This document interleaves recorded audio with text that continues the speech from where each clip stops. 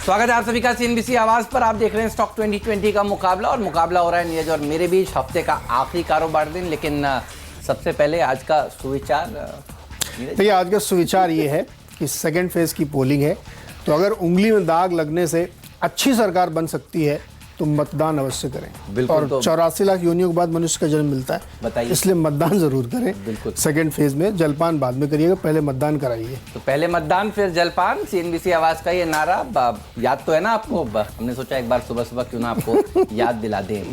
तो जहाँ जहाँ वोटिंग हो रही है आपकी कॉन्स्टिट्यूंसी में ज़रूर जाइए आगे बढ़कर, और सुबह सुबह इस काम को निपटा दीजिए बाजार खुलने से पहले ही। लेकिन सबसे पहले देख लीजिए स्टॉक 2020 में पिच रिपोर्ट क्या संकेत दे रही है। एशियाई बाज़ारों पर एक बार नज़र डालते हैं और देखते हैं कि यूएस के मार्केट ने पिछले सत्र में कैसा प्रदर्शन दिखाया है। फ्लैट बंद हुआ है, कोई बहुत बड़ी गिरावट नहीं, कोई बहुत बड़ी तेज़ी नहीं, नतीजों के ऊपर रिएक्शन वहाँ पर देखने को मिल रहा है। लेकिन एशियाई मार्केट्स में जो डेटा निकल कर आया है, ये खासतौर पर चाइना का अच्छा है। ज़बरदस्त डेटा है चाइना का, मतलब वहाँ पे जो कंजम्पशन के नंबर्स आए हैं वो 4.5 साल के हाईएस्ट पे हैं। प्रोडक्शन नंबर बहुत अच्छे हैं। जीडीपी 6.4% है, 6.3% का अनुमान था। तो चीन को लेकर के जो बहुत चिंता जताई जा रही थी कि वहाँ मंदी की गिरफ्त में आ सकता है, लेकिन वहाँ की सरकार के प्रयास से नंबर्स सरप्राइजिंग हैं, बहुत बढ़िया नंबर आए हैं। उस पर बाजार रिएक्ट करेगा, क्योंकि ये नंबर जब आए थे तो हमारा बाजार बंद था। और यूएस में जो आप ये इंडेक्स पे फ्लैट सा माहौल देख रहे हैं, वो वहाँ पे भी रिजल्ट सीजन चल रहा है, तो किसी का रिजल्ट अच्छा आया किसी का नहीं, तो वो इंडेक्स उसी हिसाब से थोड़ा बहुत मूव कर रहा है।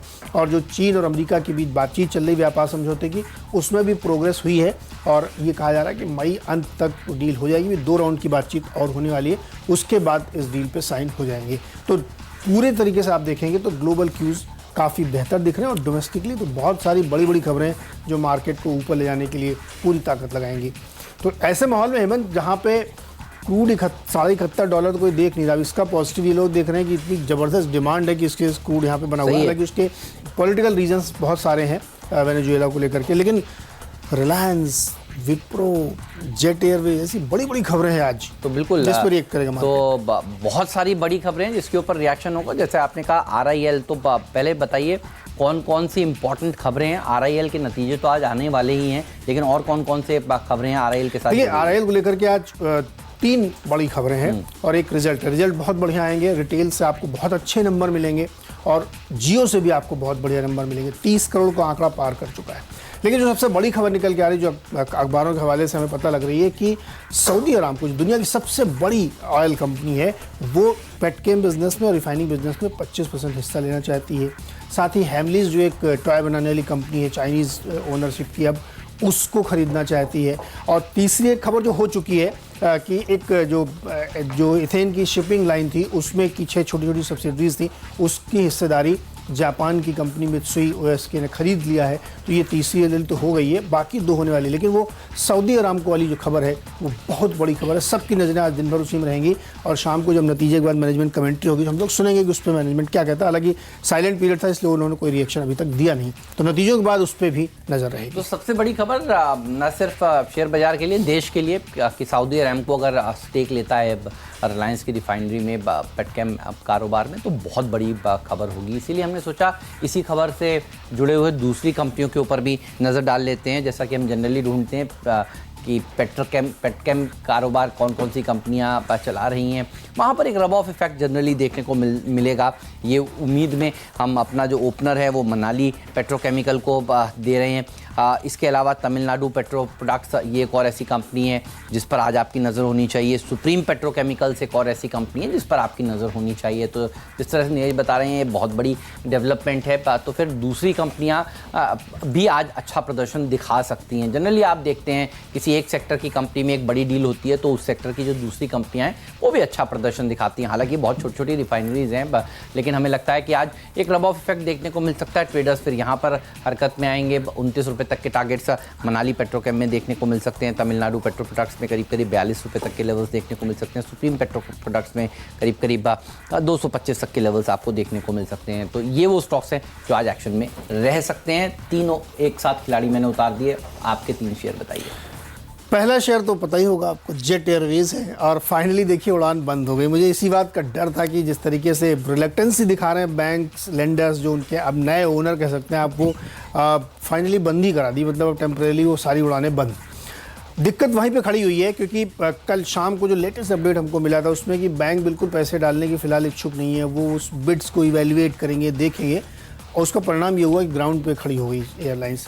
इसी बात को मैं आपको बार बार, जब भी इसको मैं शॉर्ट सेल देता था तो ये कहता था कि इसमें जो रिलेक्टेंसी है, जो ढिलाई है, वो दिख नहीं रही कि सेंस ऑफ अर्जेंसी इस फ्लाइट को चलाने की, इस एयरलाइंस चलाने की। तो इसकी वजह से स्टॉक में प्रेशर ज़रूर देखने को मिलेगा। और परसों जब बाजार खुला तो स्टॉक 7% टूटा था, तो उस दिन भी मैं आपसे कहा था कि सेल करके चलिए, क्योंकि ये स्टॉक परफॉर्म कर नहीं पाएगा, क्योंकि जब तक इसका मामला सुलझता नहीं है ये दिक्कत बनी रहेगी। अब इसके भविष्य के गर्भ में क्या है कहना नहीं सकता, लेकिन आज स्टॉक प्रेशर में रहेगा तो यहाँ बेच के चलना चाहिए। इंटरग्लोब एविएशन में भी एक बुरी खबर है, स्टॉक ने इस बात का फ़ायदा उठाया कि जेट की फ़्लाइट्स कम होती बंद की, तो उसका फ़ायदा उसमें दिखा, स्टॉक चला। लेकिन अब DGCA ने कहा है कि जो सेफ्टी ऑडिट किया जाए इनका कुछ फ़्लाइट्स का, क्योंकि जो नियो वाला मामला था वो फिर से एक बार फोरफ्रंट पे आ रहा है और ये कहा जा रहा है कि इनकी बहुत सारी फ़्लाइट्स पे ये जांच होगी। तो इस जांच के दायरे से निकलने की मुश्किल क्या होगी कि आप जो एडवांटेज लेना चाह रहे थे वो फिर से दिक्कत में खड़ा हो जाएगा, प्लेन्स नहीं होंगे। तो इसलिए इंटरग्लोब में भी प्रॉफिट बुकिंग देखने को मिल सकती है। फंडामेंटली कोई दिक्कत नहीं, लेकिन प्रॉफिट बुकिंग इसमें होगी। और फ़ायदा कौन उठाएगा? स्पाइस जेट, जो एकदम क्लीन अभी खड़ा है, अभी कोई दिक्कत नहीं इनके ऊपर, और जेट अब कम्प्लीटली बंद हो गई है, तो उसका ट्रैफिक तो डेफिनेटली उसको मिलेगा। स्टॉक ज़बरदस्त रैली दिखा रहा है। हेमंत आपको बहुत समय से बता रहे हैं कि इसको लेके चलिए, तो हमें लगता है आज फिर से ये मौका है। किसी की बुराई, किसी का फ़ायदा जेट, स्पाइस जेट को मिल रहा है। 140 के लक्ष्य के साथ खरीदारी करके चलें। बिल्कुल। और मैं तो आज दिल्ली जा रहा हूँ और मैं देख रहा हूँ कि फ्लाइट कौन सी है? स्पाइस जेट नहीं है, एयर एशिया। आप देखिए एकदम सेफ। मैं अभी तक इतिहास में एयर एशिया से कभी बॉम्बे से दिल्ली नहीं गया हूँ, लेकिन आप एयर एशिया की टिकट थोड़ी रीजनेबल थी, तो हमने कहा चलो क्यों ना एयर एशिया से ही फ्लाई किया जाए। तो जेट की दिक्कतों से देखिए किस अलग अलग कंपनियों को लाभ हो रहा है। वरना जनरली प्रेफर्ड चॉइस सबकी जेट रहती थी, उसके बाद इंडिगो, और अब आप देखिए स्पाइस जेट की संख्या उड़ाने की ओर बढ़ती जा रही है। तो तंगमलाई केमिकल्स के ऊपर भी रखिएगा नज़र, तिरुमलाई केमिकल्स पर, माफ़ कीजिएगा, इस पर रखिएगा नज़र। और मैंगलोर केमिकल्स जैसे स्टॉक्स पे अच्छा प्रदर्शन आज के सत्र में दिखा सकते हैं। केमिकल सेक्टर बढ़िया है, अच्छा प्रदर्शन दिखाएगा। उम्मीद है कि इस बार केमिकल सेक्टर की कंपनियों के नतीजे भी अच्छे आएंगे। और हम आप देख रहे हैं पिछले कई क्वार्टर से इस सेक्टर ने बहुत ही तगड़ा आउट परफॉर्मेंस दिखाया भी है, क्योंकि आज केमिकल्स सेक्टर के ऊपर हम बुलिश हैं, इसीलिए हमने सोचा कि केमिकल सेक्टर से जुड़ी हुई, फर्टिलाइजर सेक्टर से जुड़ी हुई कंपनियों को भी आज टीम में जगह दी जाए। तो मैंगलोर केमिकल्स एंड फर्टिलाइजर्स, ये वो स्टॉक है जो आज टीम में शामिल किया गया है। 105 के टारगेट के साथ अप्रोच कर सकते हैं आप, 46 रुपये के टारगेट के साथ अप्रोच कर सकते हैं आप, और थिरुमलाई केमिकल्स को आप 105 के टारगेट के साथ अप्रोच कर सकते हैं। तो हो गए मेरे 5 स्टॉक्स में हो जाए।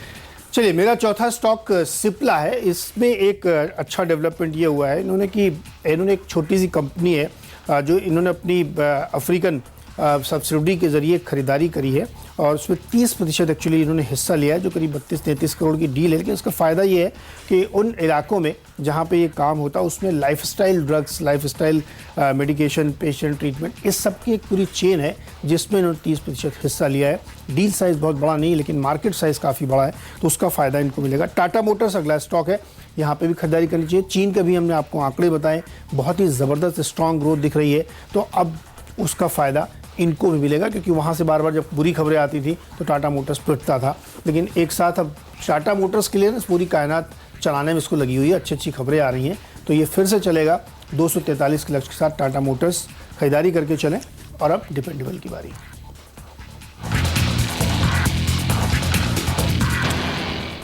जैकॉपो का मिस्टर डिपेंडेबल खिलाड़ी अच्छा प्रदर्शन दिखा सकता है। पिछले कुछ दिनों में आप देखिए स्टॉक ने एक आउट परफॉर्मेंस दिखाई है, 100 रुपये के ऊपर अब ये जाने के बाद टिका हुआ है। हमें लगता है कि और ऊपर जाने की गुंजाइश है इस स्टॉक में। पिछले कुछ दिनों में जो नवी मुंबई के डेवलपमेंट को लेकर खबरें आ रही हैं, वहाँ पर लैंड पार्सल्स की डेवलपमेंट को लेकर खबरें आ रही हैं। देखिए अब नया एयरपोर्ट जो वहाँ पर शुरू होने वाला है, उसकी कामकाज को लेकर जो खबरें आ रही हैं, हमें लगता है कि इस स्टॉक में काफ़ी दमखम है, अभी भी ये काफ़ी अंडर वैल्यूड है, अच्छा रैली देखने को मिल सकती है। डिपेंडेबल का दर्जा इसलिए भी क्योंकि पहले भी कई बार इस शेयर को हमने अपनी टीम में शामिल किया है। आज भी हमें लगता है बढ़िया प्रदर्शन दिखा सकता है। 135 के टारगेट्स के साथ इसको आज के सत्र में आप अप्रोच कर सकते हैं।